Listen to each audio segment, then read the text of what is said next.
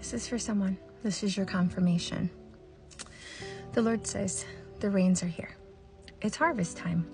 But you say, it hasn't rained in 3.5 years, Elijah. Someone sent me this morning a post that spoke about how Elijah prayed for 3.5 years. It didn't rain. And then he prayed again, and then the rains deluged. And the scriptures point out that there was a harvest. There were crops after that drought, which indicates that farmers were still planting seed. They were still in faith, and the Lord wants you to know He has seen you. He has seen your faith to keep planting, to keep putting seed in the ground, to keep laying those prayers down, to keep decreeing those prophetic words over your life, to keep making war with your prophetic words, to keep going. Because the farmer has the faith that eventually, can you hear it? It'll rain. And the Lord says, the rains are here. The harvest is here.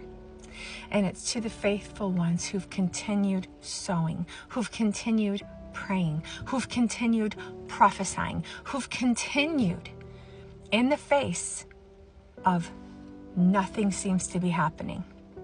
Because we are those that walk by faith and not by sight.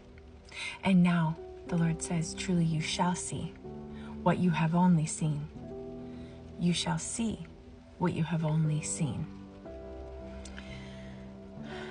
He's reminding me even in this moment of a word He gave me a couple years ago. You shall have and you shall see what you say. And I praise you, Papa, that in this moment we shall have our harvest. We shall have the fruit of our labor. We shall have the fruit of our prayers and all the seeds that we laid in the ground. All the prayers we've prayed, all the words we've prophesied in agreement with your will. It's important to point out.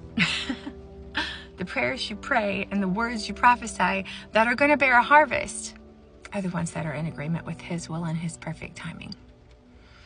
But He's saying, it's time. Keep sowing. Keep tending to your seed. Don't dig it up to see its progress.